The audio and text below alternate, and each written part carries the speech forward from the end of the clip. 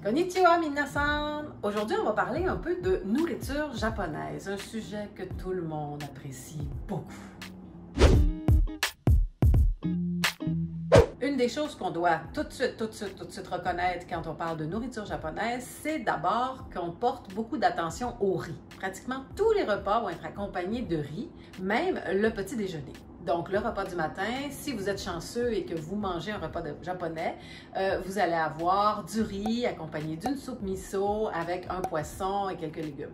Donc, vraiment, c'est un repas qui est très complet, très bon, mais qui n'est pas du tout dans notre type sucré. Hein? Vous n'êtes pas dans les céréales Fruit Loops. Le riz japonais, on le connaît un peu parce qu'on connaît les sushis. Donc, c'est un riz qui est très rond, contrairement à d'autres types de riz. Il y a plusieurs types de riz japonais, mais généralement, celui qu'on trouve ici, ça va être surtout celui qu'on se sert pour les sushis ou dans des boutiques spécialisées, vous allez en avoir un petit peu d'autres sortes, mais pas tant que ça. Contrairement, regardez par exemple au riz au jasmin, qui est aussi un riz asiatique, un riz blanc, mais qui est beaucoup plus long. Donc, on va avoir des grains beaucoup plus longs par rapport au riz japonais que j'ai échappé ici, juste à côté. Donc, c'est un riz qui est très bon. Qui vaut la peine là, de payer un petit peu plus cher pour s'acheter un riz japonais. Moi, en tout cas, quand on a commencé à l'essayer, voyez-vous, pour une famille de 4, ça ressemble à ça, une poche familiale qui ne dure pas si longtemps que ça. On fait cuire le riz chez nous dans une cocotte à riz. Donc, il y en a plusieurs sortes ici maintenant. Vous avez de la chance, les compagnies qu'on connaît ici en font. Mais à l'époque où je suis revenue du Japon, il n'y en avait pas. Donc, les cocottes à riz, j'ai ramené ma cocotte à riz japonaise et je me suis acheté un transformateur pour avoir l'électricité avec le bon voltage. Donc, c'est maintenant, vous n'avez plus ces problèmes-là et c'est des très bonnes cocottes à riz ici aussi. Alors, dans un repas japonais classique, vous avez donc toujours votre bol de riz. C'est très important. Sur le riz, on peut mettre toutes sortes de bonnes choses. Moi, j'en ai plein. Donc, on appelle ça des furikake. Ça, celui-là, il est avec des umeboshi, donc des petites prunes marinées. Vous avez aussi des furikake pour les enfants. Donc, voyez-vous comment c'est mignon. Donc, du Hello Kitty. C'est plein de petits sacs, par exemple. Ces petits sacs-là, on peut les mettre à la récupération au Japon. Moi, ce que je préfère, c'est le shiso. C'est une petite herbe qui ressemble un peu à notre basilic. Je pense que c'est dans la même famille, mais c'est asiatique. Là, ça n'a pas le même goût. Et on ajoute du sel et parfois autre chose. Mais la sorte classique, c'est le shiso séché avec du sel. C'est ma sorte préférée. C'est ce que je rajoute sur le riz, généralement. Ce qui est le plus dépaysant quand on arrive au Japon et qu'on entre dans l'épicerie, c'est que les choses à lesquelles on est habitué ne sont pas placées exactement au même endroit et il y a beaucoup de nouveaux ingrédients. Par exemple, bien sûr, vous entrez et ce sera les fruits et les légumes qu'il y aura devant vous. Mais ce n'est pas nécessairement les mêmes fruits et légumes qui sont les plus importants pour les Japonais. Par exemple, vous allez avoir beaucoup de kaki dans les fruits. Un fruit que j'adore, qu'on peut trouver ici aussi, mais il faut chercher. Tandis qu'au Japon, le kaki, l'automne, c'est vraiment un fruit qu'on trouve facilement. Il y en a partout et on en mange. Donc, c'est vraiment, c'est pas très beau comme ça, là, mais c'est vraiment délicieux, le kaki. Je vous le conseille. Ça, c'est seulement un exemple. Quand vous poursuivez votre voyage à travers l'épicerie japonaise, bien sûr, vous allez tomber sur les poissons. Les poissons, il y en a une variété infinie. Vraiment, là, c'est quelque chose et il y a beaucoup de sortes qu'on ne connaît pas. Alors, il faut savoir lire les kanji ou il faut demander.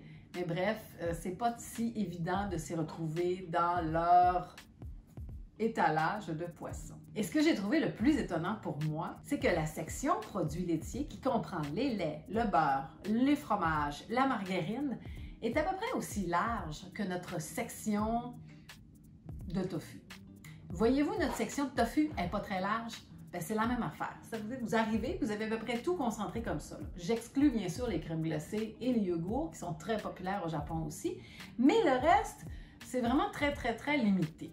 Ils ne sont pas des grands fans de cette section. Alors que nous, notre section tofu, elle est vraiment très limitée, alors que leur section de tofu est large, diversifiée. Il y a toutes sortes de tofu et si vous êtes à Kyoto, moi je l'étais, il y a encore plus de choix parce que Kyoto est une ville reconnue pour son tofu.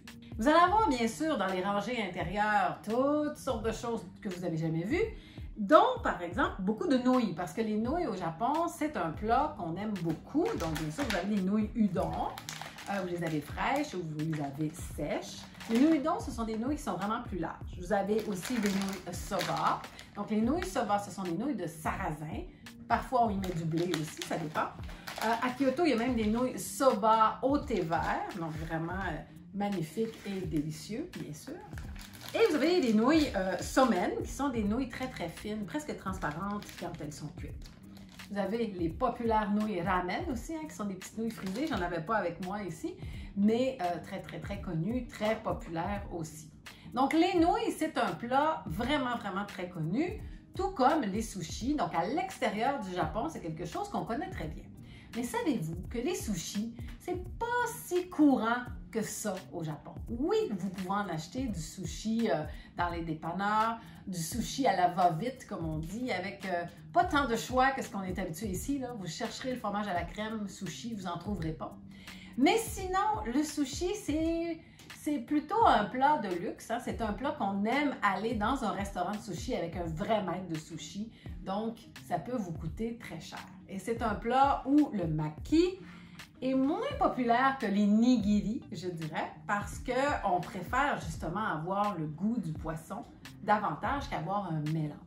Donc, je pense que les goûts occidentaux sont vraiment très différents par rapport au sushi. Hein. Si on veut, on a un peu américanisé notre sushi. Et je me suis amusée à dire un peu les sortes qu'on avait ici.